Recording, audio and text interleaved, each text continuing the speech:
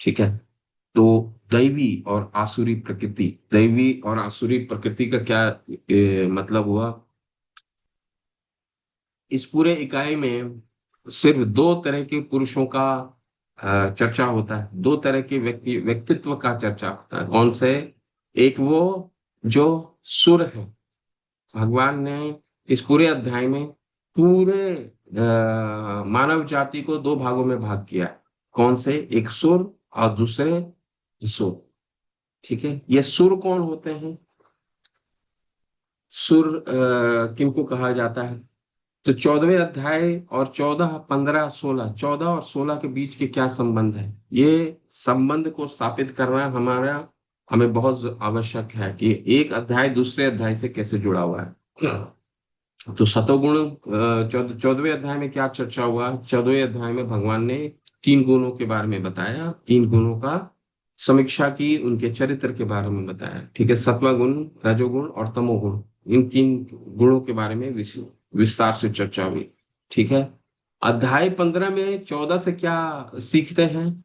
तो अध्याय 15 में हम पहले दो श्लोकों के माध्यम, पहले चार श्लोकों के माध्यम से भगवान हमें समझाते हैं कि ये जो जितने भी गुण वाले लोग हैं, सतोगुण में हो, रजोगुण में हो या तमोगुण में है, वो ये वृक्ष रूपी ऊपर उल्टे वृक्ष में फंसे हुए हैं। ठीक है। हो सकता है कि जो सतोगुण वाले व्यक्ति हों वो जड़ के पास हो, जो ब्रह्मा जी से शुरुआत होती है, और जो तमस वाले गुण वाले हों वो सबसे अधम हो, वो टहनियों से फिसलते फिसलते सबसे नीचे चले जाएं। ठीक है। और इस अध्याय में ये पूरे तीन गुणों को, सतोगुण, रजोगुण और तमोगुणों को मिश्रण करके इनको दो भागों में विभाजित किया जाता है। ये अध्याय हमारे भौतिक जीवन के लिए बहुत ही महत्वपूर्ण है। एक एक श्लोक बहुत महत्वपूर्ण है। और मैं हम लोग एक एक श्लोक तो नहीं पढ़ेंगे, परंतु इसको, इसके तात्पर्य को शिला प्रभुपाद ने बहुत ही अच्छे से व्यवहारिक रूप से लिखा है। आप लोग सब लोग इसको पढ़िए। कुछ कुछ मुख्य बिंदु को हम छूने का प्रयास करेंगे। ठीक है। तो ये सतोगुण, रजोगुण और तमोगुण, इनका समावेश 16वें अध्याय में केवल दो मुख्य बिंदु पे चर्चा होगी। दिव्य और दैवी चरित्र और आसुरी चरित्र किसको कहा जाता है। ठीक है। 16, 1 और 3, पहले हम लोग भगवत गीता खोलें और पहला 1 से लेकर के 3 श्लोक हम पढ़ेंगे। इसके बाद फिर यहाँ पे इस अध्याय में हम पीपीटी में आएंगे।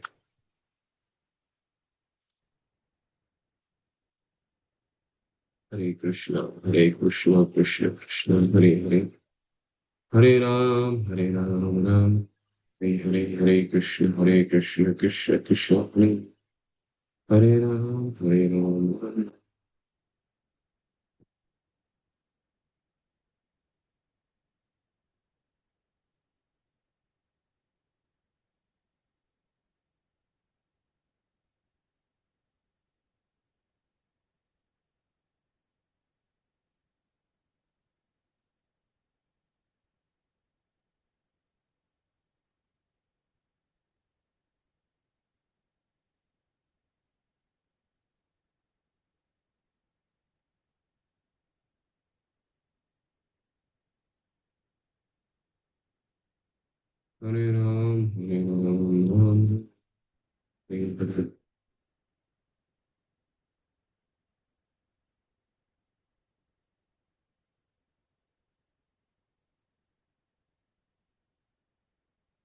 पहले 3 श्लोक।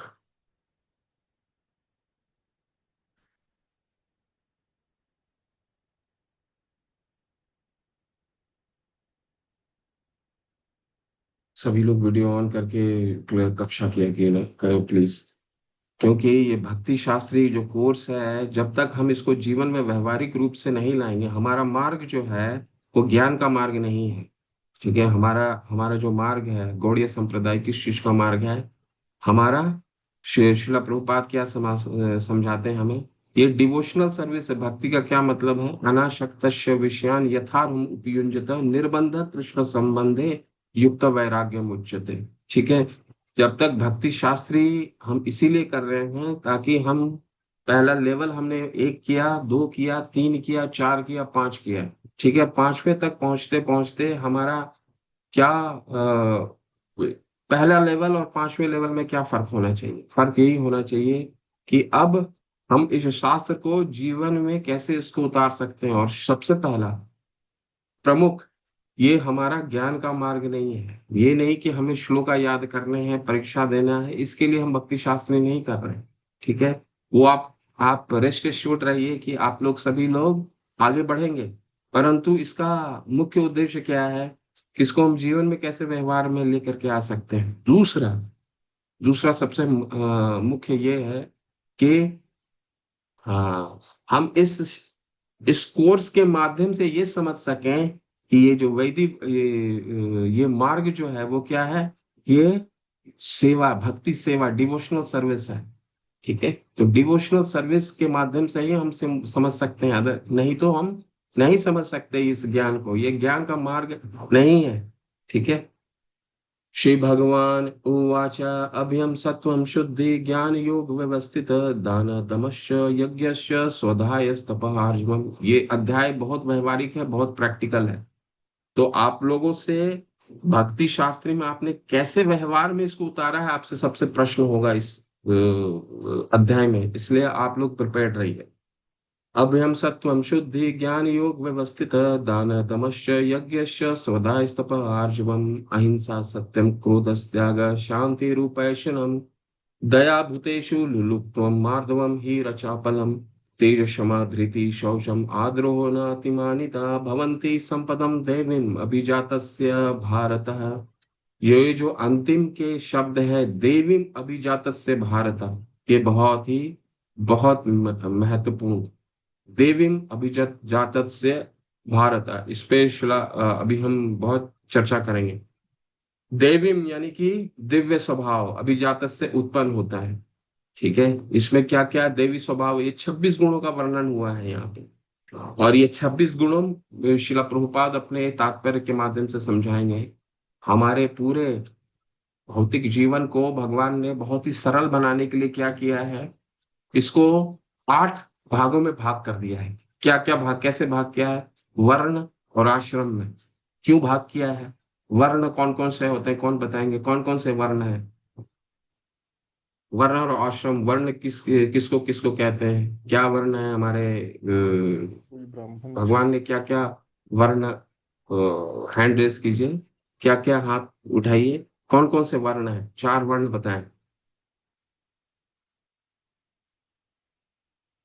सिर्फ 2 लोग को मालूम है, वर्ण और आश्रम। चौथे अध्याय का 13वां श्लोक पढ़ा होगा आपने।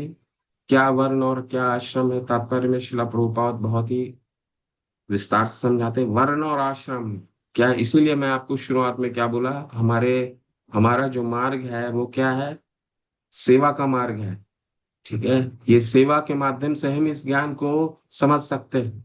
सेवा अगर नहीं होगी तो इस ज्ञान को भगवान ददामी बुद्धि योगम, ये बुद्धि हमारे हृदय में प्रकाशित नहीं हो सकता है, ठीक है।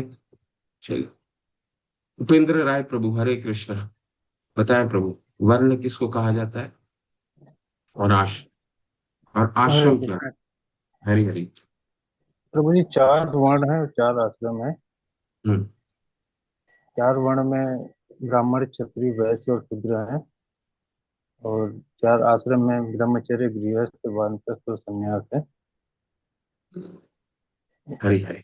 बिल्कुल, प्रभु ने बताया वर्ण और आश्रम 4 है, यानी कि भगवान ने वर्ण और आश्रम का क्यों विभाग किया है? सिर्फ एक ही मकसद, एक ही उसका उद्देश्य है, हमने ताकि हम इस भौतिक जीवन से बाहर आ सकें। सरकार अगर जेल बनाती है तो क्यों जेल बनाती है? ताकि वह उसमें जो अपराधी हैं वो उस अ, अ, उस कारागृह में जाकर के अपने आप को सुधार सकें और उससे स्वतंत्र हो सकें। ठीक उसी तरह वर्ण और आश्रम का क्यों भगवान ने बताया, क्यों बनाया? वो धर्म स्वनिष्ठता से अतः पुंबी भुज द्विश्रेष्ठा वर्णाश्रम विभागशः स्वनिष्ठ स्वनिष्ठस्य धर्मस्य संसिद्धि हरितोषणम, ताकि हम इस वर्ण और आश्रम के माध्यम से, कोई अगर ब्राह्मण है, कोई अगर क्षत्रिय है, कोई अगर शूद्र है, कोई अगर वैश्य है या शूद्र है या ब्रह्मचर्य का पालन कर रहा है, श्रम का या गृहस्थ का या वानप्रस्थ का या सन्यास का, इसके माध्यम से हम संसिद्धि हरितोषणम कर सके, हरि की तुष्टि कर सके। अपने अपने जो भी वृत्ति पर कार्य हैं हमारे, अगर ब्राह्मण का कार्य, ये कोई जाति का जन्म से कोई लेना देना नहीं, गुणों के आधार पर है। ठीक है।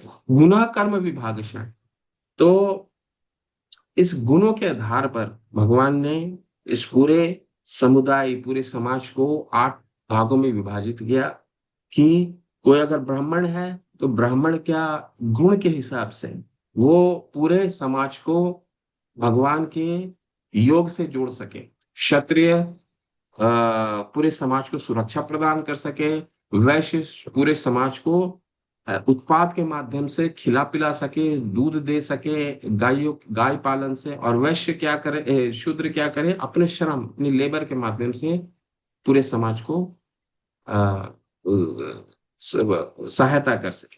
तो इसके माध्यम से क्या होना चाहिए, संसिद्धि हरितोषण, यानी कि हरि की तुष्टि ही मेन उद्देश्य होना चाहिए। ठीक। चाहे वो ब्रह्मचर्य हो, गृहस्थ हो, वानप्रस्थ हो या सन्यास हो, सबका ये उद्देश्य हो। अब ये सारे उद्देश्य ये 26 गुणों में समाहित होते हैं। यहाँ पे 26 गुणों का वर्णन है। वो 26 गुण क्या है, भगवान ने कहा है, भरत पुत्र, निर्भयता, आत्मशुद्धि, आध्यात्मिक ज्ञान का अनुशीलन, दान, आत्म संयम, यज्ञ परायणता, वेदाध्ययन, तपस्या, सरलता, अहिंसा, सत्यता, क्रोध विहीनता, त्याग, शांति, छिंदोवेशन में अरुचि। छिंदोवेशन का क्या मतलब होता है, छिंदोवेशन मतलब होता है किसी पे गलतियां निकालना। ठीक है। गलतियां निकालना। छिंदोवेशन में अरुचि, किसी पे गलतियां निकालने का हमारी रुचि नहीं होनी चाहिए। समस्त जीवों पर करुणा, लोभ विहीनता, भद्रता, लज्जा, संकल्प, तेज, क्षमा, धैर्य, पवित्रता, ईर्ष्या तथा सम्मान की अभिलाषा से मुक्ति, ये सारे दिव्य गुण हैं जो देवी प्रकृति से संपन्न दिव्य तुल्य पुरुषों में पाए जाते हैं। तो आपको ये इतने 26 गुण सुन करके ये लग रहा होगा कि ये कितने कठिन हैं, इसको विकसित करना अपने व्यवहार में। तो शिला प्रभुपाद हमें अपने श्रीमद् भागवतम के तात्पर्य समझाते हैं कि अगर कोई तपस्या कर रहा है, हमारे मनुष्य जीवन की क्या तपस्या है, तपो दिव्यम पुत्र का ये न सत्वम, यानी कि शिला प्रभुपाद और हमारे आचार्य ने क्या तपस्या हमारे इस मनुष्य जीवन के लिए दिया है, 4 नियमों का दृढ़ता से पालन करना। ठीक है। मांस भक्षण नहीं करना, वही विचारणी, यानी अपने वैवाहिक जीवन से बाहर नहीं निकलना। तीसरा, अ, किसी तरह का जुआ नहीं खेलना। ठीक है। तो और चौथा, किसी तरह का नशा पान नहीं करना। ये है 4 निषेध। और प्रवृत्तियां क्या है, प्रवृत्तियां हैं सुबह जल्दी उठना, मंगल आरती करना, जपा करना, भागवतम की कक्षा करना। ठीक है। तो ये तपस्या दिया है हमारे आचार्य ने। अगर हम इनको दृढ़ता से पालन करते हैं, इष्टोअष्टि में दृढ़मति, तो ये 26 के 26 गुण स्वतः ही विकसित होंगे। हमें विकसित करने की आवश्यकता नहीं है। यस्यास्ति भक्ति भगवती अकिंचन, सर्वे गुणे समासते सुरा, ये गुण, सुरों के गुण जो हैं वो स्वतः ही विकसित होने लग जाते हैं अगर हम ये तपस्या कर रहे हैं। परंतु यहाँ पे चूंकि भगवान ने हमें समझाया है, तो एक एक पे हम एक एक चरित्र पे हम नहीं जाएंगे, परंतु कुछ कुछ मुख्य बिंदु पे चर्चा करेंगे। सबसे पहला है क्या है, निर्भयता। निर्भयता का क्या मतलब है, अभय होना। तो हम तो बहुत भयभीत रहते हैं अपने वो भौतिक जगत में। किस चीज का भय रहता है, अपनी असुरक्षा का भय तो सबसे बड़ा हमें सताता है। किस तरह का सुरक्षा, सबसे पहले स्वयं की सुरक्षा। ठीक है। हर हर वक्त हम भयभीत रहते हैं कि अपनी सुरक्षा, अपने प्राणों की सुरक्षा कैसे करें, अपने परिवारजन की प्राणों की सुरक्षा कैसे करें। तीसरा, धन, परिवार का परिवार को सहायक, परिवार के लिए हमें चिंतित रहना। ठीक है। तो निर्भयता कैसे आ सकता है? अभय। तो ये यहाँ पे निर्भयता का जो चर्चा हुआ है, वो ये सभी धर्मों का, वर्णाश्रम धर्म के लिए विभिन्न विभिन्न चरित्र है। निर्भयता, देखिए गृहस्थों में निर्भयता नहीं आ सकता, बहुत मुश्किल होता है, क्योंकि एक परिवार में रहता है। तो ये निर्भयता यहाँ पे किसके लिए प्रयोग किया गया है? निर्भयता प्रयोग किया गया है संन्यास आश्रम के लिए। ठीक है। तो संन्यास, श्रील प्रभुपाद समझाते हैं कि हमारे कलयुग में चार चीजें वर्जित है, उसमें से एक है संन्यास। ठीक है। परिवार से संन्यास लेना वर्जित है इस कलयुग में। परंतु संन्यास कैसे इस भौतिक जगत में हम अपने गृहस्थ जीवन में रह करके, शिला प्रभुपाद समझाते हैं कि अपने अरुचि परिवार से एक समय जब हमारी सारी हाँ, उत्तरदायित्व अगर संपन्न हो जाता है, तो हम कैसे अरुचि विकसित करते हैं परिवार की तरफ, वही संन्यास है। ठीक है। तो तीसरे अध्याय में इस पे विस्तार से विवरण हुआ है। भक्ति भगवान तीसरे तीसरे अध्याय में क्या समझाते हैं? तीसरे अध्याय में समझाते हैं जो अपने सभी कार्यों को भगवान के पे अर्पित करता है, वही सही योगी है। योगी नाम अपि सर्वेशम, ये छठे अध्याय में बताते हैं, योगी नाम अपि सर्वेशम मत गतेरंतरात्मना। अपने सारे एक्टिविटी को, अपने सारे क्रियाओं को भगवान पे योगी नाम अपि सर्वेशम मद गतेरंतरात्मा। भगवान में जो गति लगाता है अपनी, वो सभी सर्वश्रेष्ठ योगी है। तो सन्यास के लिए अलग से संस्तुति कलयुग में नहीं की। लेकिन अभयम का क्या मतलब होता है? एक स्तर एक ऐसा आता है कि व्यक्ति में निर्भयता आती है।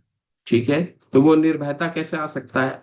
सन्यास की पहली योग्यता निर्भयता होनी चाहिए। शिला प्रभुपाद अपने तात्पर्य में हमें समझाते हैं, क्योंकि सन्यास के किसी सहायक के बिना एकाकी रहना होता है, तो भगवान की कृपा ही उसका एकमात्र आश्रय होता है, क्योंकि वो किसी पर निर्भर नहीं करता।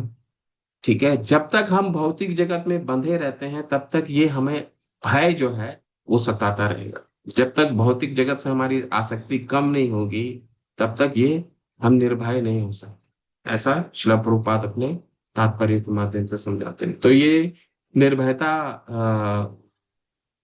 कब आ सकता है? संन्यास आश्रम के लिए संस्तुति की गई है। ठीक है। दूसरा है क्यों संन्यास आश्रम? क्योंकि वो किसी पे निर्भर नहीं करते। ठीक। दूसरा क्या है? अभ्यम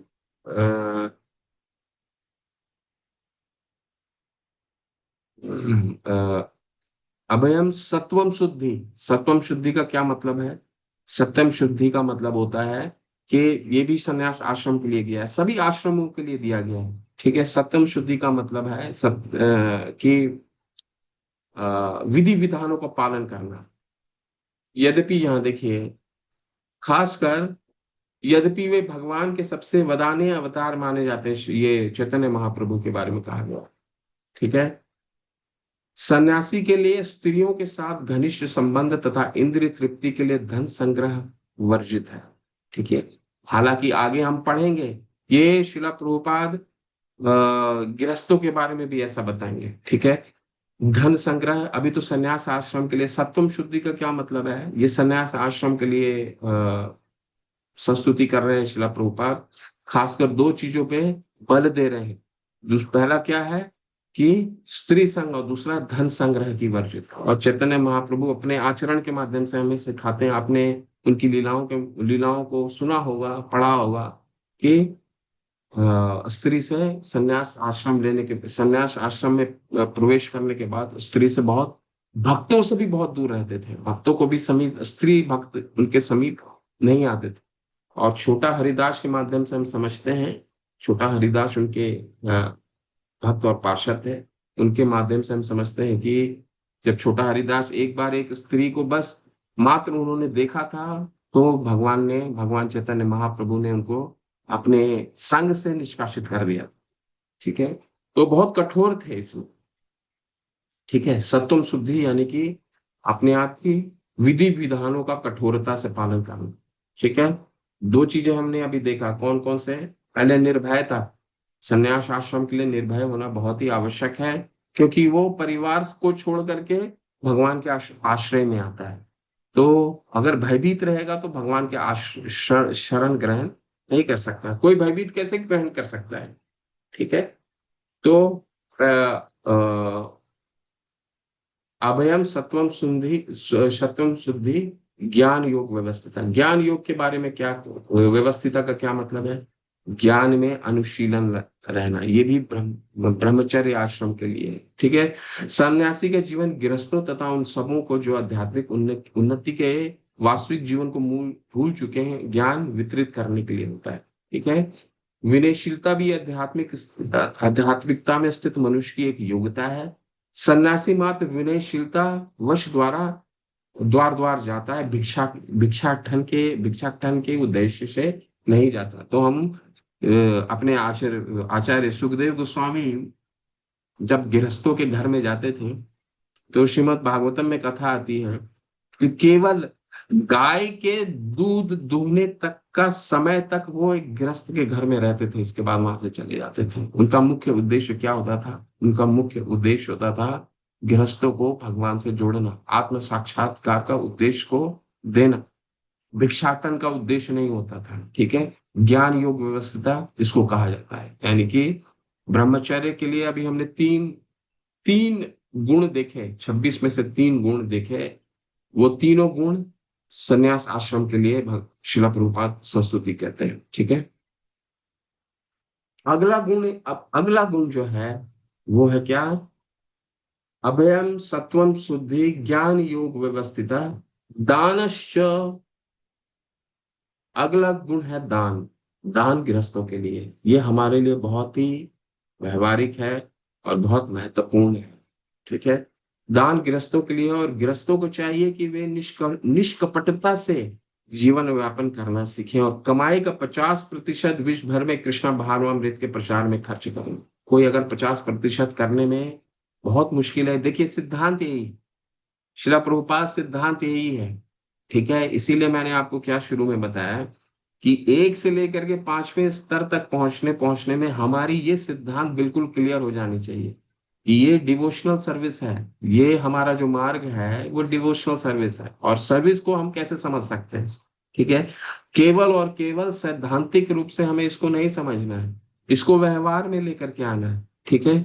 इस प्रकार से गृहस्थ को चाहिए कि ऐसे कार्यों में लगे संस्थान समितियों को दान दें। दान योग पात्र को दिया जाना चाहिए, हम अगले अध्याय में पढ़ेंगे। ठीक है। सतुगुण दान किसको देते हैं। सतुगुण दान किसको कहा जाता है। दातम इति यत दानम दीयते उपकारणे देश काले च पात्रे च। देश काल और पात्र को, कौन योग व्यक्ति है, क्या सही उचित समय है, कहाँ पे देना चाहिए दान, ये हमारे को पता होना चाहिए। ठीक है। इसलिए तो हम पढ़ रहे हैं। शास्त्र पढ़ने से क्या होता है। सतोगुण बुद्धि किसको कही जाती है। सतोगुण बुद्धि से हम ये समझ सकते हैं कि क्या प्रवृत्ति है क्या निवृत्ति है। प्रवृत्ति च निवृत्ति च कार्य अकार्य भया अभय, किन चीजों को हमें करना है किन चीजों को हमें नहीं करना है। ठीक है। तो दान देना है, तो दान भी कहाँ होना चाहिए, ये हमारे को पूर्ण ज्ञान होना चाहिए। ठीक है। जैसा आगे वर्णन किया जाएगा, दान भी कई तरह का होता है, सत्वगुण रजोगुण तमोगुण। ठीक है। तो ये इसको बहुत ध्यान पूर्वक हमें समझना है। अगर तमोगुण में हमने तमोगुणी व्यक्ति को अगर हमने दान दे दिया, तो उसका किया हुआ जो दिया हुआ दान है वो उल्टे हमारे पे वो शापित होकर के आता है। ठीक है। तो अगले अध्याय में हम पढ़ेंगे। दान संस्तुति में किए जाने वाले दान की संस्तुति शास्त्रों ने की, लेकिन रजो तथा तमोगुण में दिए गए दान की संस्तुति नहीं है, क्योंकि यह धन का अपव्यय मात्र है। अपव्यय मतलब वो व्यर्थ का खर्च है। संसार भर में कृष्ण भावनामृत के प्रसार हेतु ही दान दिया जाना चाहिए। ऐसा दान सतुगुणी होता है। तो ये हमें व्यवहार में लाने की आवश्यकता है। ठीक है। क्योंकि हम धन से बहुत आसक्त होते हैं। तो जब तक हम पांचवें स्तर तक पहुंचते हैं तो ये सिद्धांत हमें क्लियर हो जाने चाहिए कि दान हमारे जीवन का एक अहम हिस्सा होना चाहिए। अगर हम 50% तक नहीं भी पहुंच पाए तो भी हम निरंतर इसमें कार्य करने की आवश्यकता है। नहीं तो फिर हमें ये ज्ञान का मार्ग है ही नहीं। ठीक है। तो जब ये कक्षा खत्म करूंगा तो मैं आपको कुछ और भी बताऊंगा। हाँ। तो दानश्च, अभी हम पीपीटी में चलते हैं।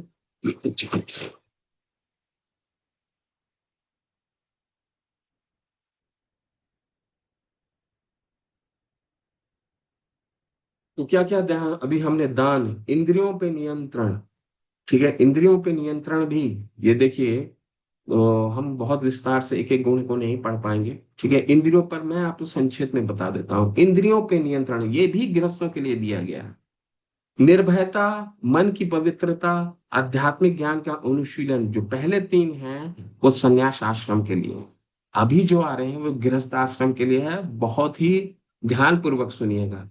दान हमने चर्चा कर लिया। सिद्धांत शिला प्रभुपाद हमें क्या समझा रहे हैं? 50, 25, 25, यानी कि 50 हमें आध्यात्मिक अनुशीलन में व्यक्तियों को दान देना चाहिए। 25 अपने लिए रखना चाहिए और 25 अपने परिवारजनों के लिए। रूप गोस्वामी पाद ने हमें यही सिद्धांत प्रस्तुत किया है।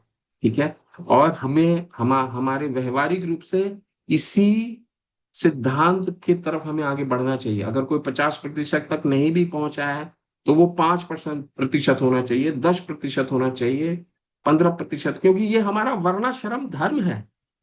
ये नहीं कि हम किसी पे उपकार कर रहे हैं, हमारा धर्म है। गृहस्थों का धर्म है कि दूसरे तीन आश्रमों को पालन करें दान के माध्यम से। ठीक है। तो इंद्रियों पे नियंत्रण, इंद्रियों पे नियंत्रण का क्या मतलब है? आप तात्पर्य में शिला प्रभुपाद के समझाएंगे। शिला प्रभुपाद ने समझाया है कि अपने गृहस्थ जीवन में हमें मैथुन जीवन से नियंत्रण रखना पड़ेगा। नहीं तो उसको आप विस्तार से पढ़ सकते हैं। शिला प्रभुपाद ने बहुत अच्छे से समझाया हमें तात्पर्य के माध्यम से कि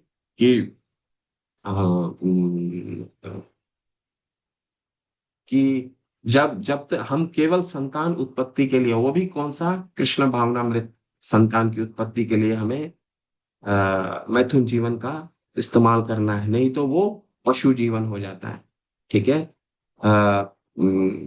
श्रीमद् भागवतम में ये संस्तुति की जाती है क्या, संस्तुति की जाती है कि अगर हम अपने संतान को कृष्ण भावनामृत से ना जोड़ पाए तो हम पशु से श्रेष्ठ नहीं है। गुरु न शस्यात्, सजनो न सस्यात्, पिता न शस्यात्, जननी न शस्यात्, देवम न शस्यात्, न पति स शस्यात्। शोक एदा मृत्युम, शोक एदा मृत्युम चैपुम। यानी कि गुरु न शस्यात्, अगर कोई गुरु व्यक्ति बनता है तो अपने शिष्य का मृत्यु, अगर जन्म मृत्यु से उद्धार नहीं कर पाया तो ऐसा गुरु की कोई आवश्यकता नहीं। उसका गुरु होना व्यर्थ है। गुरु न शिष्यात्, सजनो स शिष्यात्। यानी कि अगर कोई रिश्तेदार है और अपने रिश्तेदारों को उद्धार नहीं कर पाया, उसके जन्म मृत्यु से उद्धार नहीं कर पाया, तो उसका रिश्तेदार होना व्यर्थ है। ठीक है। पिता न शिष्यात्, जननी न शिष्यात्। अगर पिता और जननी का मतलब है होता माता, अपने पुत्र को, पुत्र या पुत्री को जन्म मृत्यु से अगर छुटकारा नहीं दिला पाए तो उनका पिता और माता बनना व्यर्थ है। ठीक है। दैवम न शस्यात्, पति स शस्यात्। और अगर किसी को हम पूजते हैं जो हमारा देवतुल्य है, अगर वो भी हमें मृत्यु, जन्म मृत्यु से नहीं उद्धार कर पाया तो कोई उसका फायदा नहीं है उसको देव देव रूप में तुल्य पूजने का। और पति, अंत में क्या आता है? पत्नी, अगर पति सशस्या, अगर पति अपने परिवार को नहीं उद्धार कर पाता तो भी वो एक पशु तुल्य है। ठीक है, ऐसा श्रीमद् भागवतम हमें समझाता है। इंद्रियों पे नियंत्रण। और एक बहुत ही प्रसिद्ध श्लोक शिला प्रभुपाद हमेशा इस्तेमाल करते हैं कि जैसे जैसे हम कृष्ण भावनामृत में हमारी प्रगति का लिटमस टेस्ट क्या है, कैसे हम अपने आप को जांच सकते हैं। तो एक बहुत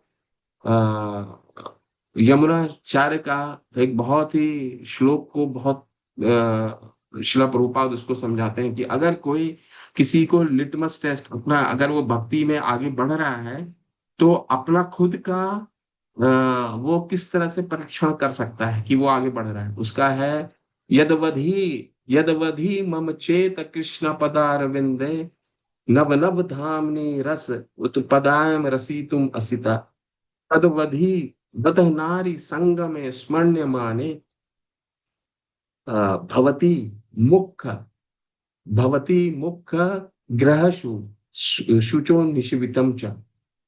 इसका मतलब ये हुआ, यमुनाचार्य जी समझाते हैं हमें कि यदवधि मम चेत कृष्ण पदारविंद, जब जैसे जैसे मैं कृष्ण के पदारविंद उनके चरण में अपना शरण लेता हूं, नव नव धामनी नव नव धामनी रस उदयतम रसितुम असिता, नया नया मेरे को नया नया उत्साह उत्पन्न होता है भगवान से और जुड़ने का, नया नया रस उत्पाद होता है। लेकिन दूसरी तरफ जब नया नया रस की उत्पत्ति होती है, दूसरी तरफ तद तदवधि बत नारी संगमे तदवधि नारी संगमे स्मरण माने। ठीक है, लेकिन अगर उस समय मुझे अगर स्त्री का स्मरण आता है तो भवती मुख भवती मुख, मेरा मुख जो है वो पलट जाता है और उस पे मुझे थूकने की इच्छा होती है। ठीक है, तो ये लिटमस टेस्ट है। यमुनाचार्य जी हमें समझाते हैं, क्या समझाते हैं कि जैसी जैसी भौतिक आसक्ति, खासकर स्त्री संग, वो सबसे प्रमुख है। शिला प्रभुपाद हमें कई अपने उद्देश्यों के माध्यम से समझाते हैं कि भक्ति में अगर हम अग्रसर हो रहे हैं तो ये अगर किसी को लिटमस टेस्ट देना है, परीक्षण करना है कि उसकी उन्नति हो रही है, तो यमुनाचार्य के ये श्लोक हमें स्मरण करना हो। ठीक है, जैसे जैसे हम, क्योंकि दूसरे अध्याय में भी हमें क्या समझाया, भगवान ने क्या समझाया कि जैसे जैसे हमें उच्च स्तर का स्वाद प्राप्त होने लगता है तो नीचे के स्वाद हमें नीचे के स्वाद हमें स्वादु नहीं लगते। ठीक है ना। तो यह इंद्रियों पर नियंत्रण, यज्ञ परायणता, ये भी गृहस्थों के लिए है, यज्ञ करना चाहिए। लेकिन हमारे कलयुग में किस यज्ञ की संस्तुति है, किस यज्ञ की संस्तुति की है, कौन सा यज्ञ की संस्तुति की जाती है कलयुग में, कौन बताएंगे? वामन प्रभु, प्रभु हरि हरि। हरे कृष्ण प्रभु, तो संकीर्तन यज्ञ। संकीर्तन। हरे कृष्ण प्रभु, बहुत सुंदर। संकीर्तन प्राय यजंती ही सुमेध सा। ठीक है, तो यजंती ही सुमेध सा, यानी कि बुद्धिमानों के लिए महाप्रभु ने क्या कहा है? संकीर्तन यज्ञ की संस्तुति। वेदाध्ययन, तपस्या, तपस्या सभी आश्रमों के लिए है। हमारे लिए क्या तपस्या है? जो हमारे आचार्य ने दे रखा है, चार नियमों का दृढ़ता से पालन करना। ठीक है, और सुबह जल्दी उठना, भगवान का 7 बजे से पहले अपने हरिनाम का जप को संपन्न करना, सरलता, अहिंसा। अहिंसा बहुत ही महत्वपूर्ण है। अगर तात्पर्य में जाएंगे तो सबसे प्रमुख है अहिंसा। क्या है कि हमें अपने आसपास जितने भी लोग हैं उनको भगवान से जुड़ने का प्रयास करना चाहिए। और अगर वो नहीं भी जुड़ते हैं, कोई अगर जुड़ता है, सबसे बड़ा हिंसा क्या है? किसी को भक्ति से रोकना, ये सबसे बड़ी हिंसा है। शिला प्रभुपाद हमें अपने तात्पर्य के माध्यम से समझाते हैं। कोई अगर हमारे परिवार में पति है, पत्नी है, बच्चे हैं, अगर भक्ति करना चाहता है और हम उनको किसी ना किसी तरह रोकते हैं तो वो सबसे बड़ी हिंसा है, सबसे बड़ी हिंसा है। ठीक है, सत्यता, क्रोध का अभाव, दोष खोज में से संयम, छिंदोवेशन करना, किसी पे घाव देखना। ठीक है, मधुमक्खी दो कार्य करती है। ठीक है, फूलों का रस भी चूंघती है और घाव में भी बैठती है। ये हमें तय करना है शास्त्रों के ज्ञान के माध्यम से कि हमें घाव में बैठना है किसी व्यक्ति के, क्या उस ये फूल के, हर हर व्यक्ति में फूल के रस है, ठीक है। छिंदो वेशन से अरुचि होनी चाहिए, किसी पे हमें दोष नहीं निकालनी चाहिए, ये बहुत बड़ा अपराध है, ठीक है। सभी जीवों के प्रति करुणा, लोभ का अभाव, भद्रता, लज्जा, संकल्प, ठीक है, तेज, क्षमा। क्षमा का मतलब होता है करुणा, अगर व्यक्ति में करुणा होगा तो वो क्षमा, यानी कि उस किसी को भी क्षम्य कर देगा, ठीक है। धैर्य, क्योंकि आज हमारे आचार्य अपने आचरण से हमें सिखाते हैं। शिला प्रभुपाद को मिस्टर बैनर्जी ने बहुत बुरा भला कहा बॉस्टन में, अ, बॉस्टन नहीं, अ, तो मुझे स्मरण नहीं आ रहा है। तो मिस्टर बैनर्जी ने बहुत बुरा भला कहा, शिला प्रभुपाद ने क्या किया ये, लेकिन जब परम पूज्य गोपाल कृष्ण महाराज, उन्होंने पूछा कि आपने उसको प्रत्युत्तर क्यों नहीं दिया, भरी सभा में आपका इतना बड़ा अपमान उन्होंने किया, तो शिला प्रभुपाद ने क्या बताया, शिला प्रभुपाद ने अगले दिन बताया उसको प्रसाद के लिए बताओ, शायद ये मेरा कोई ना कोई, उसके किसी जन्म में मैंने उसके साथ कुछ अपराध किया होगा जिसका फल मुझे आज मिला है। तो क्षमा हमेशा एक वैष्णव का गुण है। धैर्य, ठीक है। तो रूप गोस्वामी पाद भी हमें समझाएंगे, नेक्टर ऑफ इंस्ट्रक्शन जब हम पढ़ेंगे तो क्या समझाते हैं। तीसरा क्या श्लोक है, वो धैर्य, उत्साहात निश्चयात धैर्य।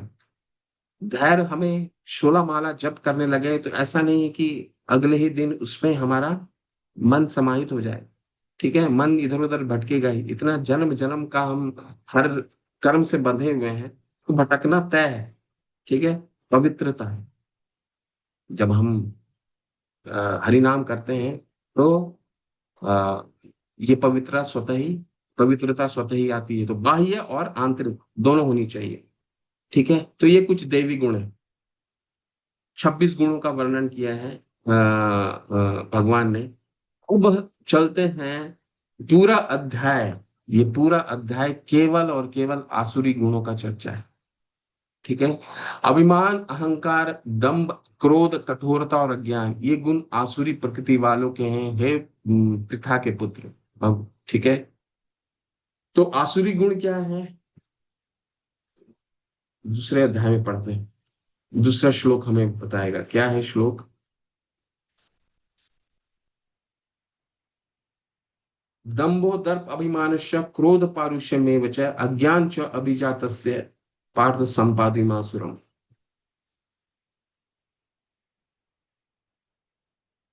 हे पृथापुर, दंभ, दंभ का मतलब होता है अहंकार, दर्प मतलब घमंड। दंभ, अहंकार और घमंड में क्या फर्क है, अहंकार और घमंड में एक ही फर्क होता है।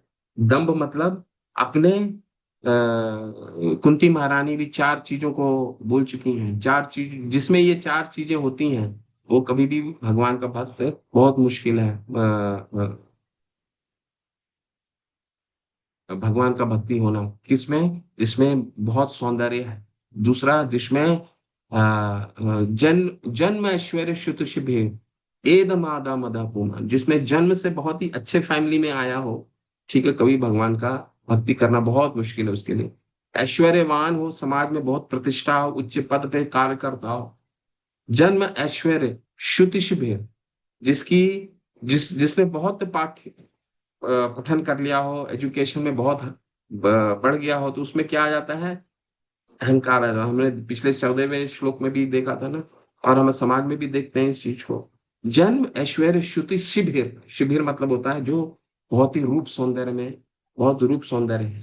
तो ये जो 4 लोग हैं, कुंती महारानी अपनी प्रार्थना में भगवान को बोलते हैं, जन्म ऐश्वर्य श्रुति शिभिर एद मादा मद पुमान नैव अर्हति अभिधातुम वे त्वम किंचन गोचरम। ये जब तक हम अकिंचन नहीं होंगे, यानी कि इन चारों से जब तक हमारी आसक्ति कम नहीं होगी, भगवान का हम भक्ति करना हमारे लिए बहुत मुश्किल है, ठीक है। तो ये जो 5 हैं, दंभ, दर्प, अभिमान, क्रोध, कठोरता और अज्ञान। दंभ और दर्प, दर्प में फर्क इतना होता है, अभिमान, क्रोध, कि किसी को अपने आप को बहुत बड़ा मानता है, किसी को नीचे मानता है समाज में, ठीक है। दिव्य गुण मोक्ष के लिए अनुकूल है, आसुरी गुण बंधन दिलाने के लिए। हे पांडु पुत्र, तुम चिंता मत करो। क्यों बोले उनको चिंता? क्योंकि तुम दैवी गुण से युक्त होकर जन्मे। क्यों बोले उनको भगवान ने अर्जुन को चिंता नहीं करने की क्यों स्तुति कर रहे हैं? क्योंकि भगवान अर्जुन को लगा कि भगवान ने ये तो 26 गुण गिना दिए, इसके बाद बताया उन्होंने दर्प दम्भ दर्प दम्भ दर्प अभिमानश्च क्रोध पारुष्य में वचा। तो अर्जुन तो अब तो युद्ध लड़ने वाले हैं, तो युद्ध लड़ने में तो क्रोध की आवश्यकता पड़ेगी। ठीक है, तो अर्जुन को लगा कहीं मैं आसुरी गुण में तो नहीं चला जाऊंगा युद्ध करने में। तो इसलिए भगवान ने कहा चिंता मत करो, क्योंकि तुम देवी गुण से युक्त होकर जन्मे। ठीक है, तो अर्जुन तो कोई दिव्य थे। ठीक है, तो अर्जुन को वो संकेत नहीं दे रहे, भगवान हम सबों को संकेत दे रहे हैं कि तुम अगर कोई भी गुण अगर भगवान पे लगा रहे हो। देखिए, अगर अर्जुन को युद्ध करना है तो युद्ध में क्रोध तो आएगा, लेकिन वो क्रोध को उन्होंने क्या किया? युक्त वैराग्य उच्यते, उन्होंने भगवान की सेवा में लगा दिया। ठीक है, हनुमान जी ने भगवान की सेवा में लगा दिया, पूरी लंका का दहन किया। ठीक है, तो वो क्रोध भगवान की सेवा में अगर लगता है। हे पृथ्वी इस संसार में सृजित दो प्राणी के देवी, और अब जो जो भी है, अब केवल और केवल हम आसुरी गुण की चर्चा करने वाले हैं। शिला प्रभुपाद बहुत मुख्य बिंदु रखा, मनुष्य को चाहिए कि प्रमाणिक शास्त्रों के अनुसार ही कर्तव्य निभाए। अंतिम श्लोक जब हम पहुंचेंगे तो उसमें विस्तार से ये चर्चा होने वाली है। क्या है? मनुष्य को चाहिए कि प्रमाणिक शास्त्रों के अनुसार ही कर्तव्य निभाए। यह प्रकृति देवी कहलाती है। जो शास्त्र विध विधानों को नहीं मानता और अपनी सनक के अनुसार कार्य करता है, वह आसुरी कहलाता है। शास्त्र के विधि विधानों के प्रति आज्ञा भाव ही एकमात्र कसौटी है, अन्य नहीं। तो देखिए, इसको बहुत ही ध्यान पूर्वक इन सिद्धांतों को पढ़िए। शिला प्रभुपाद क्या समझा रहे हैं कि हम हो सकता है भगवत गीता का ज्ञान को हम पढ़ रहे हो, परीक्षा दे रहे हो, एग्जाम दे रहे हो, सब कुछ दे रहे हो, श्लोका भी याद कर रहे हैं, परंतु अगर व्यवहार में नहीं ला रहे हैं तो हम भी कोई शास्त्रों का पालन नहीं कर रहे। मनुष्यों को चाहिए कि प्रामाणिक शास्त्रों के अनुसार कर्तव्य निभाए। क्या कर्तव्य है? अभी हमने 26 गुणों में देख ली। ठीक है, ये हमारे सैद्धांतिक कर्तव्य है। अगर हम इसका पालन नहीं कर रहे हैं तो ये असुरों का असुरों के लक्षण है। ठीक है, देखिए असुरों के मुख्य लक्षण, ये 5 लक्षण असुरों में पाए जाते हैं। क्या है 5 लक्षण? प्रवृत्ति च निवृत्ति च जनाना विदुरसुरा। विदुरसुरा यानी कि मतलब असुर। प्रवृत्ति का मतलब होता है जानना, और निवृत्ति का मतलब है नहीं जानना। कोई भी उद्देश्य को के पीछे दोनों चीजें साथ साथ चलती है। ठीक है, तो हमें किसी चीज को करने के लिए ये मालूम होना चाहिए कि किन चीजों को करना है, और उस उद्देश्य तक पहुंचने के लिए किन चीजों को नहीं करना है।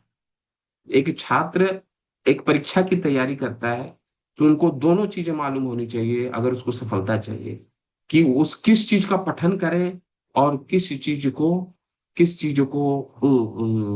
वो निष्कासित करे। दोनों चीजें उसको मालूम होनी चाहिए। ठीक है, तभी सफलता प्राप्त हो सकती है। न शौचम न चचारो न सत्यम तेषु विद्यते। तो ये असुरों के प्रमुख गुण है। क्या है? जो आसुरी है वे नहीं जानते कि क्या करना चाहिए और क्या नहीं करना चाहिए।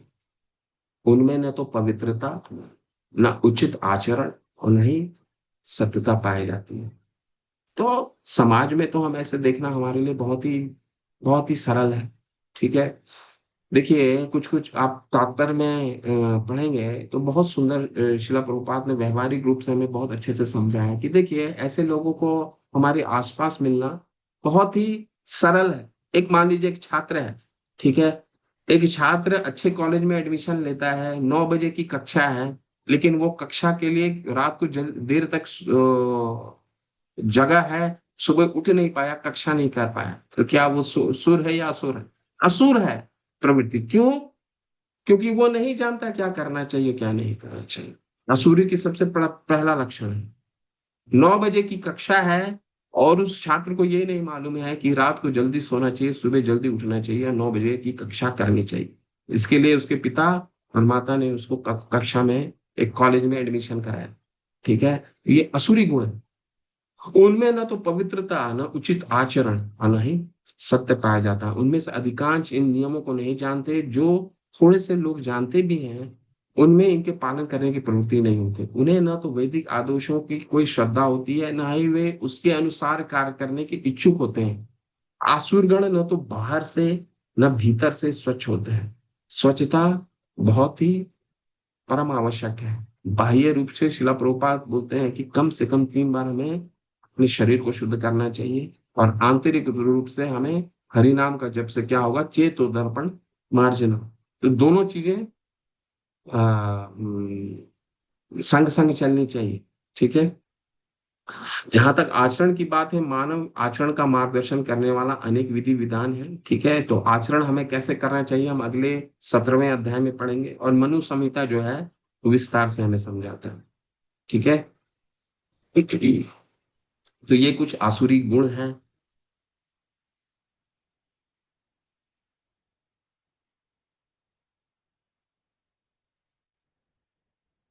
अभी हम इसको आसुरी गुण पे पूरा चर्चा है। ठीक है।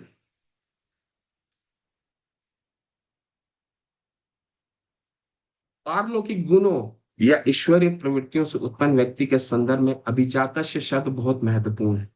देवी वातावरण में संतान उत्पन्न करना वैदिक शास्त्रों में गर्भदान संस्कार के नाम से जाना जाता है। यदि माता पिता ईश्वरीय गुण वाले संतान चाहते हैं तो उन्हें मनुष्य के सामाजिक जीवन के लिए अनुशंसित 10 सिद्धांतों को पालन करना चाहिए। इस पर हमने चर्चा किया। ये आसुरी गुण उनके द्वारा अपनी माताओं के गर्भ में अपने शरीर के आरंभ से ग्रहण किए जाते हैं, और जैसे जैसे वे बढ़ते हैं वे इन सभी अशुभ गुणों को प्रकट करते हैं। तो हमने देखा है कि एक ब्राह्मण के भी ब्राह्मण परिवार में भी एक आसुरी गुण व्यक्ति का जन्म होता है। हिरण्यक्ष और हिरण्यकशिपु इसके उदाहरण। ठीक है। अश्वत्थामा इसका उदाहरण है। ठीक है। इसके लिए क्या है, माता पिता का बहुत ही अहम बहुत मुख्य भूमिका है कि वो गर्भाधान संस्कार, यानी अगर गर्भाधान संस्कार ना भी करें तो श्रीमद् भागवतम, और अगर ये करते रहते हैं अपने जो हमारे आचार्य ने समझाया है, ठीक है, श्रवण करते हैं भगवान के गुण लीला, भगवान के गुण लीला और उनके चरित्र का हम को श्रवण करते हैं, तो स्वतः ही ये गर्भधान संस्कार का भाग बनता है। ठीक है।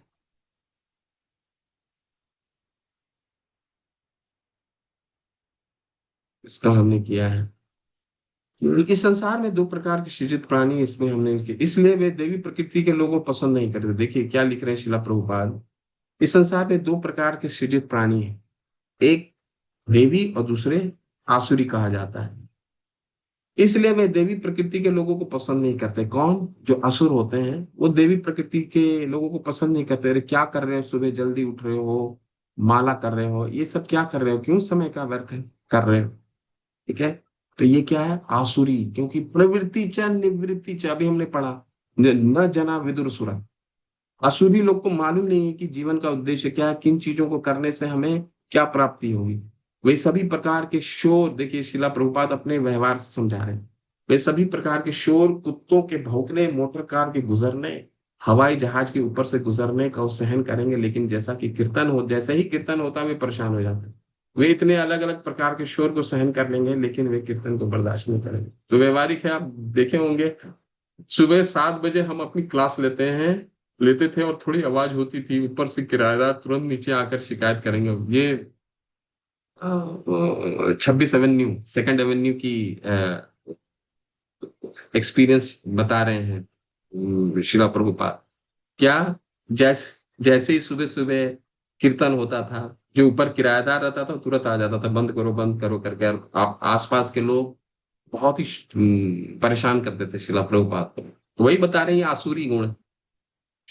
कार मोटर ये सब का अगर साउंड जाता है, इस सब का स्वर जाता है कानों में, तो कोई विचलित नहीं होता आज के संदर्भ में। जैसे ही आप कीर्तन का धुन लगता है, ठीक है, तो लोग कहने लगते हैं। ठीक है। आप सुबह सुबह अगर कोई सोसाइटी में रह रहे हैं, सुबह 4:30 बजे अगर आपने शंख वादन कर दिया, तो अगले दिन कोई आपके यहाँ जरूर आकर के बोलेगा कि आप इतना जल्दी जल्दी शंखवादन क्यों करते हैं, हमारी नींद भंग होती है।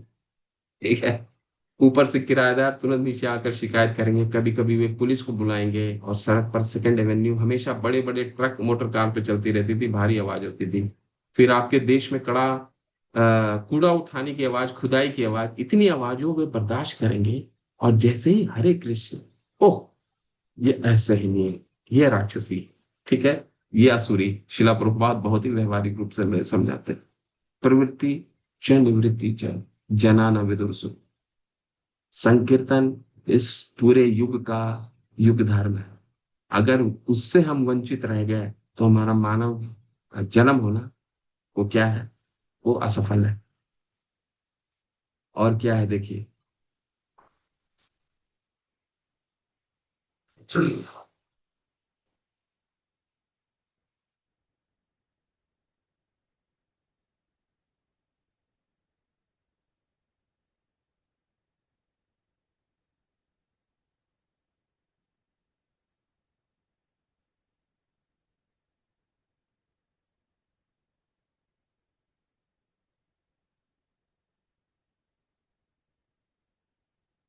आसुरी गुण और क्या है, कभी न संतुष्ट होने वाले, काम का आश्रय लेकर तथा गर्व के मद एवं मिथ्या प्रतिष्ठा में डूबे हुए आसुरी लोग इस तरह मोहग्रस्त होकर सदैव क्षण भंगुर वस्तुओं के द्वारा अपवित्र कर्म का व्रत लिए रहते हो। क्षण भंगुर, ठीक है, टेम्पररी चीजें, असुरी व्यक्ति, क्योंकि जीवन को उद्देश्य को नहीं मालूम है ना।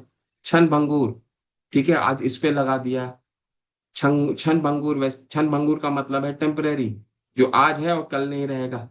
ठीक है। उसका उसको प्राप्त करने का व्रत ले लेते हैं, उसको प्राप्त करने का व्रत ले लेते हैं। आज मुझे 2 साल के पश्चात ये गाड़ी खरीदनी है, इसके लिए मुझे 8 की जगह 10 घंटे का कार्य करना है। तो ये हो गया क्षण भंगुर वस्तुओं के लिए पवित्र कर्म का अपवित्र कर्म हो गया ना। कैसे पवित्र कर्म हुआ, 8 घंटे पर्याप्त हैं, परंतु अगर ज्यादा कमाना है तो 2 घंटे ज्यादा काम करने पड़ेंगे। त्याहार प्रयासश्च, श्रील प्रभु रूप गोस्वामी पाद हमारे दूसरे श्लोक में बताते हैं कि भक्ति के लिए 6 चीजें क्या करना नहीं है, वो है अत्याहार, ज्यादा खाना खाना या ज्यादा चीजों को इकट्ठा करना। क्योंकि ज्यादा चीजें इकट्ठा करने की कोशिश करेंगे तो क्या होगा, उसके लिए हमें प्रयास भी ज्यादा करना पड़ेगा। तो ये हो जाता है अपवित्र कर्म का व्रत। ठीक है। अपवित्र कर्म का व्रत लेना, उसके लिए हमें 8 घंटे की जगह अगर हम 10 घंटे काम करने लगे तो हमारे पास समय कहाँ है काम करने के लिए, अपने आध्यात्मिक प्रगति करने के लिए कहाँ समय है, शास्त्रों को पढ़ने के लिए। जो अधिक समय मिलता है उसमें भगवान का नाम चैंटिंग करने के लिए। उनका विश्वास है कि इंद्रियों की तुष्टि ही मानव सभ्यता का मूल आवश्यकता है। ठीक है। इस प्रकार मरण काल तक उनको अपार चिंता होती रहती है, अपार चिंता होती रहती कि मेरे पुत्रों मेरी पुत्रियों के लिए ये घर तो मैंने बना दिया, एक और घर बना देते हैं, उनके लिए इतना धन संचय कर देते हैं। ठीक है। और वे लाखों इच्छाओं के जाल में बंद कर तथा काम और क्रोध में लीन होकर इंद्रिय तृप्ति के लिए अवैध ढंग से धन संग्रह करता। तो हमारे आसपास हमने देख रखा है कि हमारा जीवन, सांस जो है, वो केवल और केवल ईश्वर पर है। ठीक है। अभी पिछले महीने हमने देखा कि एक प्लेन उड़ता है और 2 मिनट के अंदर उसका ध्वस्त हो जाता है। ठीक है। लोग घूमने जाते हैं, लोग को टेररिस्ट मार देते हैं। तो हम ऐसे अपवित्र व्रत क्यों लें, इस प्रकार मरण काल तक अपार चिंता क्यों होती रहती। शास्त्र में एक बहुत सुंदर एक श्लोक आता है, धनानि भूमो पस्वश्च गोष्ठे भार्या गृह द्वारी जन शमशाने। भार्या गृह द्वारी जन शमशाने, यानी कि धनानि भूमो पस्वश्च गोष्ठे भार्या गृह द्वारी जन शमशाने। एक व्यक्ति का जब एक व्यक्ति का मृत्यु होता है तो धनानी, उसका जो धन होता है, पहले के समय वैदिक काल में धन को लोग जमीन में गाड़ के रखते थे।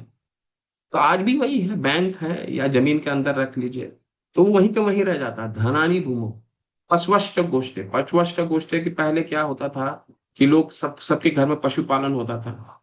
पशु सब लोग रखते थे, गाय रखते थे, कोई कुछ रखता था, तो पशुपालन होता था, उसको पशवस्त बोलते हैं, उसके शेड को पशवस्त गोष्ठ।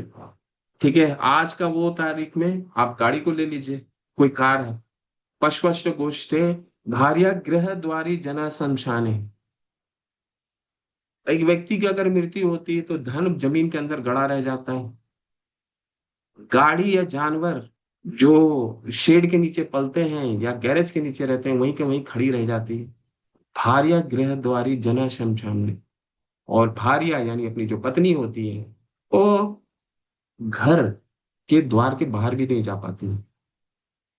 ठीक है, तो कौन जाता है? कर्मो नगो गच्छन्ति जीव एका। जैसा वो कर्म करता है वैसा वो अकेले जाएगा। ठीक है, वो अकेले, उसकी यात्रा अकेले की होती है, और वो अकेले जैसा वो कर्म करता है, फिर वहां से उसकी यात्रा शुरू होती है। तो ये किसके लिए अपवित्र व्रत रखना है? ये लाखों इच्छाओं के जाल में बंद कर काम तथा क्रोध में इंद्र तृप्ति के अवैध ढंग से धन संग्रह करना किसके लिए? ठीक है, ये आसुरी गुण है।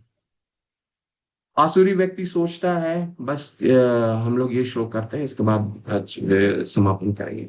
आसुरी व्यक्ति सोचता है, आज मेरे पास इतना धन है, अपनी योजनाओं में से और अधिक कमाऊंगा। इस समय मेरे पास इतना है, किंतु भविष्य में ये बढ़कर और अधिक हो जाएगा। वह मेरा शत्रु है और मैंने उसे मार दिया है, और मैं अन्य शत्रु को भी मार दिए जाएंगे। मैं सभी वस्तुओं का स्वामी हूँ, मैं भोगता हूँ, मैं सिद्ध, शक्तिमान और सुखी हूँ। मैं सबसे धनी व्यक्ति हूँ और मेरे आसपास मेरे कुलीन संबंधी हैं। कोई अन्य मेरे समान शक्तिमान तथा सुखी नहीं है। मैं यज्ञ करूंगा, दान दूंगा और इस तरह आनंद मनाऊंगा। इस प्रकार ऐसे व्यक्ति अज्ञानवश मोहग्रस्त होते रहते हैं। रावण ने यही किया। आज के तारीख में हम उतने बड़े भौतिक तो नहीं हो सकते हैं।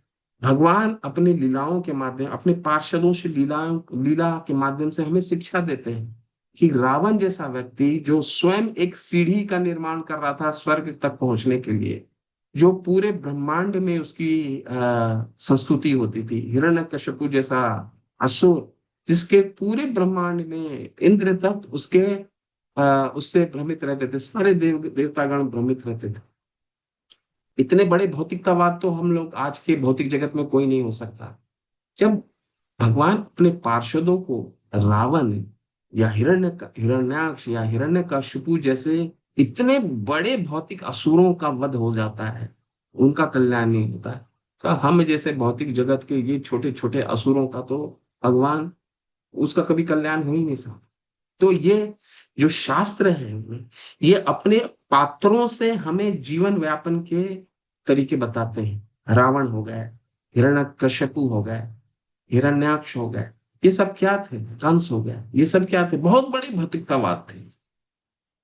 ठीक है, तो ये इनके चरित्र से हमें शिक्षा ग्रहण करना है। ठीक है, हरी हरी। तो अगले सत्र में इसको संपन्न करेंगे। ज्यादा नहीं है, आपके 5-7 श्लोक हैं। तो आज मैं विस्तार से बताया। अगर मैं हम लोग पीपीटी पे जाते तो शायद आधा घंटा 40 मिनट में खत्म, क्योंकि ये बहुत छोटा अध्याय है और इसको हमें विस्तार से समझना है, इसलिए जरूरी है कि ये व्यवहारिक अध्याय है। ठीक है, हरे कृष्ण। तो आपको मैं एक चीज कुछ बता देता हूँ।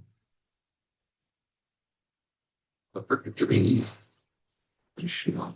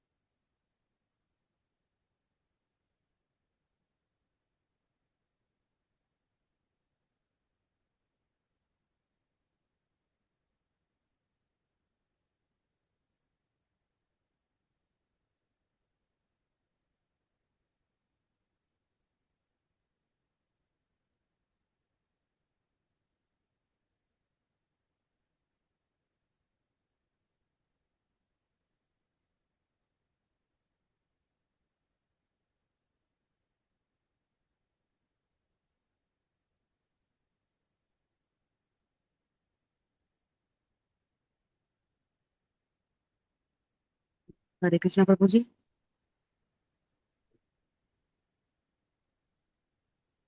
ये मंदिर में सुदामा सेवा आपके सबके व्हाट्सएप ग्रुप में आया होगा। ठीक है, ये सुदामा सेवा विभिन्न विभिन्न प्रकार के किस तरह हम डोनेशन दे सकते हैं, दान दे सकते हैं। ठीक है, इस पे चर्चा है। और इसकी शुरुआत 500 रुपये से होती है। ठीक है, महीने की 500 रुपये से लेकर के जिसकी जो भी क्षमता है। ठीक है, 1,000 रुपये महीने, 2,000 रुपये महीने, क्योंकि ये गृहस्थों का कर्तव्य है कि हम अपने आश्रम के माध्यम से संतों को, और जो भगवान जो हम आगे 17वें अध्याय में हम पढ़ेंगे इसके बारे में, दान किसको देना चाहिए, ये हमारी सतुगुणी बुद्धि होनी चाहिए। ठीक है, तो ये हमारा कर्तव्य है। ठीक है, कोई और हम ये अगर करते हैं तो आप इसमें अपने आप में आप भक्ति में कितना प्रगति कर रहे हैं, ये 6 महीने में आपको स्वयं पता चले, क्योंकि हमारे धन में हमारी आसक्ति बहुत होती है। हमारी शुद्धिकरण करने के लिए बहुत आवश्यक है, बहुत जरूरी है। ठीक है, तो जो जिसकी जो क्षमता है उसके अनुसार किसी न किसी तरह से वो जुड़े। ठीक है, कोई बाध्य नहीं है, परंतु ये हमारा कर्तव्य है। और 501 रुपये से शुरू होती है, और इसमें कई तरह के, ये आप इसको विस्तार से पढ़ें। ठीक है, और इसमें कई तरह के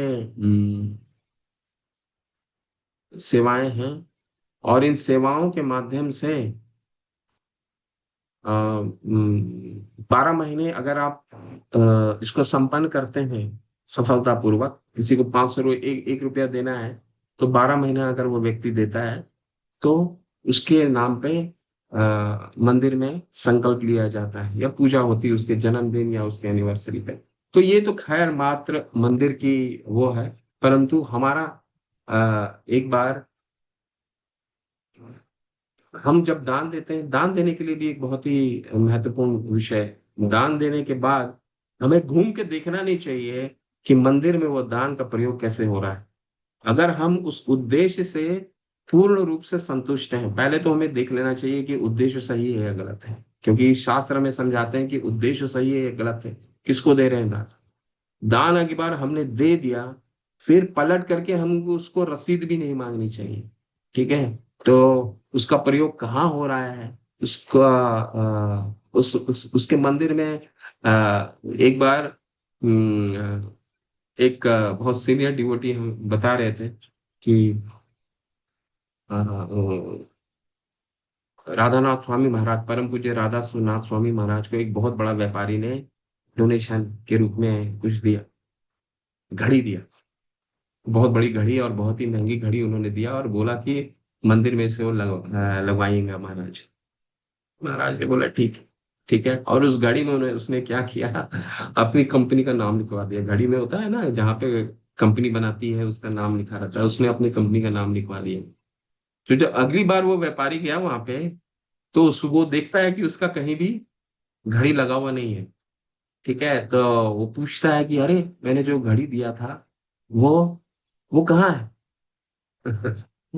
तो फिर एक भक्त ने उन्हें समझाया कि आपने एक बार जब दान दे दिया, फिर आपको पलट के नहीं देखना है कि मैंने, क्योंकि फिर हम आसक्त हो गए दान से।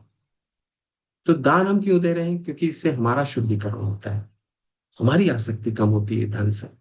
ठीक है, तो ये हमें जरूर करना है। और आप लोग किसी ना किसी तरह से इसमें जुड़िए अपनी समझा के अनुसार। जी, हरि हरि। शिला प्रभुपाद की जय। किसी का कोई प्रश्न है, संशय है?